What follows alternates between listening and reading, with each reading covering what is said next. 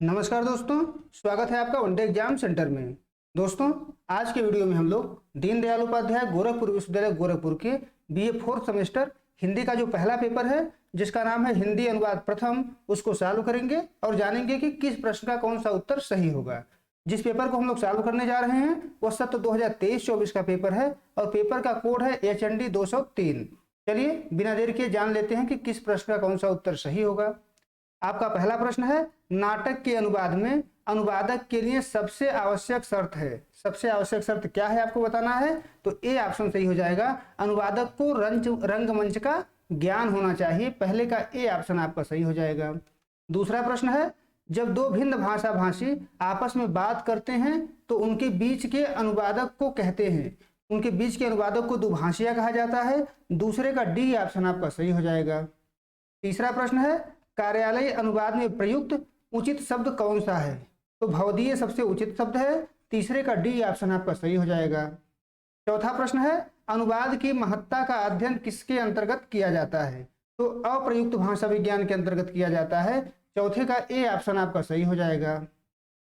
पांचवा प्रश्न है, समस्त अभिव्यक्ति अनुवाद है क्योंकि वह अव्यक्त या अदृश्य को भाषा या रेखा रंग में प्रस्तुत करती है। यह कथन है, किसके द्वारा यह कथन कहा गया है, तो अज्ञे के द्वारा कहा गया है। पांचवें का बी ऑप्शन आपका सही हो जाएगा। छठा प्रश्न है, वैदिक और लौकिक संस्कृति के ग्रंथों में अनुवाद किस अर्थ में आया है, तो ज्ञात कथन के अर्थ में आया है। छठे का ए ऑप्शन आपका सही हो जाएगा। सातवां प्रश्न है, अनुवाद का मूल अर्थ क्या है, अनुवाद का मूल अर्थ है पुनः कथन है। सातवें का बी ऑप्शन आपका सही हो जाएगा। आठवां प्रश्न है, साहित्यिक अनुवाद में सबसे सरल अनुवाद है, तो साहित्यिक अनुवाद में सबसे सरल जो होता है कथानुवाद होता है। आठवें का बी ऑप्शन आपका सही हो जाएगा। नौवां प्रश्न है, भोलानाथ तिवारी के अनुसार अनुवाद क्या है, तो भोलानाथ तिवारी के अनुसार अनुवाद जो है शिल्पकला और विज्ञान है। सी ऑप्शन नौवें का सही हो जाएगा।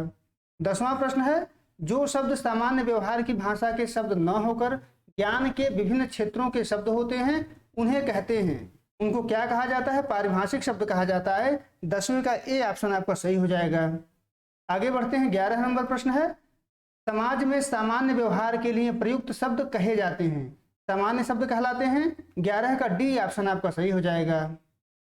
12 नंबर प्रश्न है, रिडल ऑफ द यूनिवर्स का हिंदी अनुवाद किस विद्वान ने किया है, रामचंद्र शुक्ल ने किया है। 12 का बी ऑप्शन आपका सही हो जाएगा।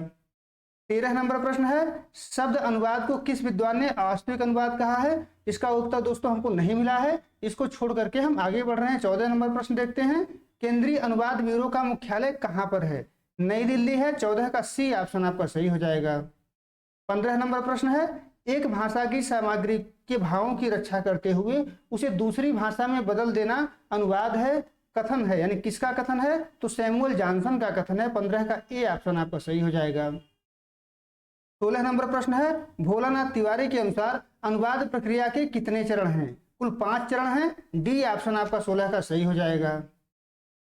17 नंबर प्रश्न है, एक प्रतीक के द्वारा व्यक्त विचार को दूसरे प्रतीक द्वारा व्यक्त करना कहलाता है, प्रतीकांतर कहलाता है। 17 का ए ऑप्शन आपका सही हो जाएगा। 18 नंबर प्रश्न है, जिनमें विचारों और अवधारणाओं को शब्दों तथा उसके पर्यायों में सूचीबद्ध किया जाता है उसे कहते हैं, थिसारस कहते हैं। 18 का ए ऑप्शन आपका सही हो जाएगा। 19 नंबर प्रश्न है, दो भिन्न भिन्न भाषाओं की भिन्न भिन्न प्रतीक व्यवस्थाओं के बीच घटित अनुवाद को कहा जाता है, तो जो दो भिन्न भिन्न भाषाओं के भिन्न भिन्न प्रतीकों के बीच अनुवाद घटित होता है तो उसको अंतर्भाषिक अनुवाद कहते हैं। 19 का बी ऑप्शन आपका सही हो जाएगा। आगे बढ़ते हैं। 20 नंबर प्रश्न देखते हैं, एक ही भाषा के अंतर्गत घटित अनुवाद प्रक्रिया को कहते हैं, एक ही भाषा के अंतर्गत घटित अनुवाद प्रक्रिया को अंतःभाषिक अनुवाद कहा जाता है। 20वें का डी ऑप्शन आपका सही हो जाएगा।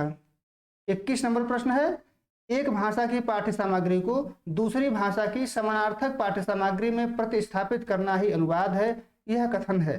कैटफोर्ड का कथन है। 21 का सी ऑप्शन आपका सही हो जाएगा। 22 नंबर प्रश्न है, किस विद्या का अनुवाद करते समय मूल और अनुवाद में काफी अंतर आ जाता है, तो काव्य अनुवाद का जब अनुवाद करते हैं तो मूल और अनुवाद में काफी अंतर आता है। 22 का ए ऑप्शन आपका सही हो जाएगा। 23 नंबर प्रश्न है, लाइट ऑफ एशिया का अनुवाद आचार्य रामचंद्र शुक्ल ने किस नाम से किया है? तो बुद्ध चरित नाम से किया है। 23 का सी ऑप्शन आपका सही हो जाएगा। 24 नंबर प्रश्न है, भावानुवाद किस आधार पर विभाजित है? प्रकृति के आधार पर विभाजित है। 24 का डी ऑप्शन सही हो जाएगा। 25 नंबर प्रश्न है, अनुवाद की प्रक्रिया की पृष्ठभूमि में चलने वाला पक्ष है? कला है। 25 का सी ऑप्शन आपका सही हो जाएगा। 26 नंबर प्रश्न है, लिप्यंतरण के लिए उपयुक्त अंग्रेजी शब्द है? तो ट्रांसलिट्रेशन है। 26 का सी ऑप्शन आपका सही हो जाएगा।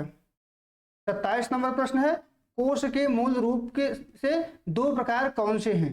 तो भाषिक और भाषिकेतर कोश हैं। डी ऑप्शन 27 का सही हो जाएगा। 28 नंबर प्रश्न है, कौन सा शब्द शब्दानुवाद के लिए प्रयुक्त नहीं है? तो सेंस पार्शियल्स नहीं है। डी ऑप्शन आपका सही हो जाएगा। बाकी तीनों शब्द जो है शब्दानुवाद के लिए प्रयोग किए जाते हैं। 29 नंबर प्रश्न है, पंक्ति प्रतिपंक्ति अनुवाद किसे कहते हैं? शब्दानुवाद को कहते हैं। 29 का डी ऑप्शन आपका सही हो जाएगा। 30वां प्रश्न है, अंग्रेजी का टेंडर शब्द हिंदी में कहलाता है? निविदा कहलाता है। 30वें का ए ऑप्शन आपका सही हो जाएगा। 31 नंबर प्रश्न है, संविधान के किस अनुच्छेद में हिंदी को राजभाषा घोषित किया गया है? तो अनुच्छेद 343(1) में किया गया है। बी ऑप्शन आपका 31 का सही हो जाएगा। 32 नंबर प्रश्न है, रिपोर्ट का हिंदी अनुवाद क्या है?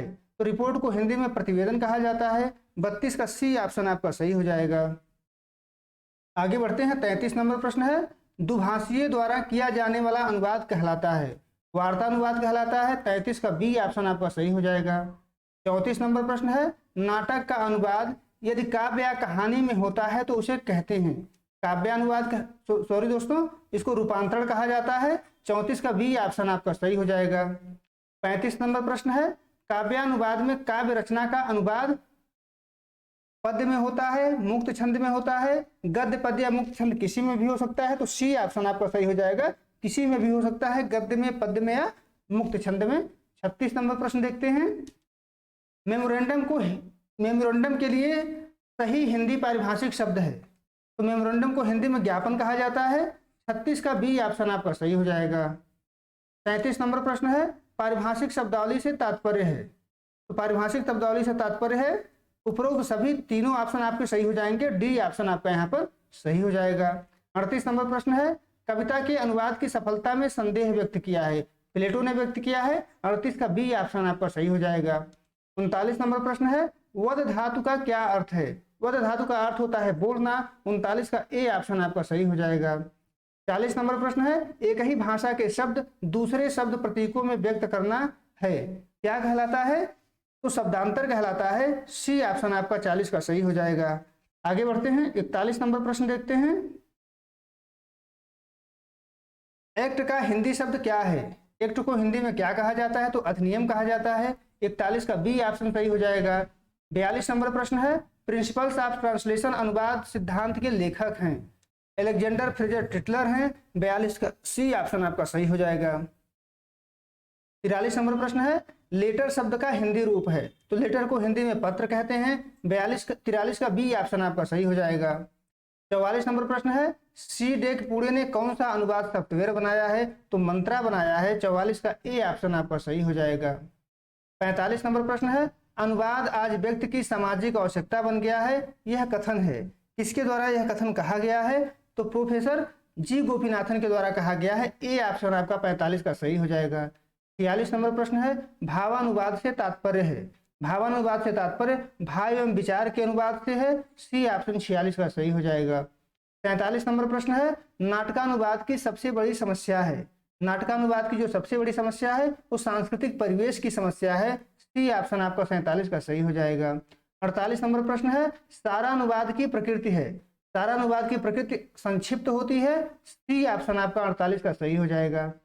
आगे बढ़ते हैं। 49 नंबर प्रश्न है, गोल्ड स्मिथ के द ट्रेवलर का हिंदी अनुवाद किसने किया? तो श्रीधर पाठक ने किया था। 49 का सी ऑप्शन आपका सही हो जाएगा। 50 नंबर प्रश्न है, भारत में बहुभाषी समाचार एजेंसी है?